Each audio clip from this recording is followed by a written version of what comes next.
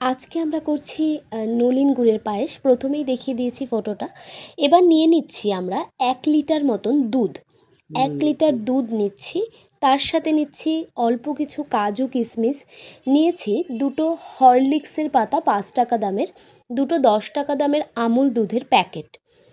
এরপর আমরা নিয়েছি কিছুটা ঘি। আমি উপকরণগুলো দেখাচ্ছি। রয়েছে কিছুটা গুড়, 7 থেকে 8 নিয়েছি 100 গ্রাম মতন গোবিন্দভোগ চাল, 7 থেকে 8টা এলাচ, নিয়েছি বাতাসা এবং চিনি।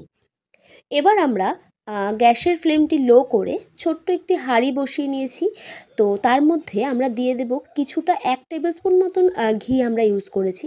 ঘিটাকে পুরো হাঁড়ির চারিদিকে ঘুরিয়ে ঘুরিয়ে মাখিয়ে নিতে হবে। এরপর আমরা দিয়ে দেব যে দুধটা রেখেছি, সেই দুধটা আমরা কিন্তু একটু জল ইউজ করব না, আপনারা চাইলে করতে পারেন। তো শুধুমাত্র বাটি ধুয়ে যে এইটুকু পরিমাণ জল লাগে সামান্য একটু, সেটাও আমরা এবার দিয়ে নেব। যেটুকু জল ধুয়ে আমরা ওর মধ্যে দিয়ে দিলাম।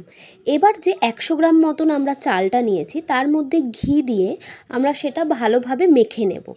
ওদিকে দুধটা ফুটতে ফুটতে আমরা এদিকে চালটাকে ভালোভাবে মেখে রাখছি। গোবিন্দভোগ চালটাকে যদি আমরা মেখে রাখি তাহলে কিন্তু সেটা থেকে ভালো স্মেল বেরোয় এবং লেগে যাবে না।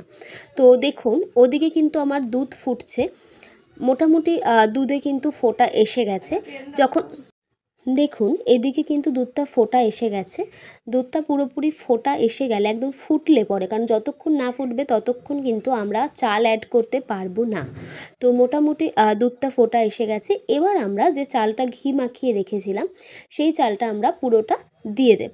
এবার চাল দেওয়ার পর কিন্তু অনবরত আমাদের নাড়াতে হবে, কারণ ঠাকুমা মায়েরা বলে যে যত বেশি খিচুড়ি আর পায়েস নাড়ানো হবে তত বেশি কিন্তু টেস্ট হবে। তো দেখুন এদিকে কিন্তু চাল দেওয়ার পর আমি অনবরত নাড়াচ্ছি। নাড়িয়ে যতক্ষণ না চালটা ফুটবে ততক্ষণ ওদিকে আমরা সমস্ত উপকরণগুলো অ্যাড করতে থাকবো। এবার কিছুটা পরিমাণ দুধ আমরা তুলে নিচ্ছি একটা বাটিতে। সেই বাটিটায় তোলার কারণ হচ্ছে এর মধ্যে আমরা গুড়, বাতাসা এবং চিনি সেই উপকরণগুলো এর মধ্যে ভিজিয়ে রাখবো। কারণ একবারে যদি আমরা হাঁড়িতে অ্যাড করি, কারণ গুড় দেওয়ার পর কিন্তু বেশিক্ষণ ফ্লেম অন করে রাখা যায় না, তাহলে কিন্তু দুধ কেটে যাওয়ার সম্ভাবনা থাকে। তাই আমরা কিছুটা দুধ আগে থেকে তুলে নিয়ে তার মধ্যে আমরা গুড়, বাতাসা এবং চিনি এক এক করে উপকরণগুলো দিয়ে গলিয়ে নিচ্ছি। দেখুন আমি গুড় দিয়ে দিলাম, এবার দিয়ে দিচ্ছি বাতাসা এবং চিনি। যতক্ষণ পর্যন্ত না এটা গলছে ততক্ষণ এটা ভিজিয়ে রাখতে হবে। আমি প্রথমে এভাবে দিলেও পরে আমি গুড়টা ভেঙে দিয়েছি, কারণ গুড়টা এভাবে গলছিল না, অনেকটা একটা বড় দলা তো সেটা আমরা ভালো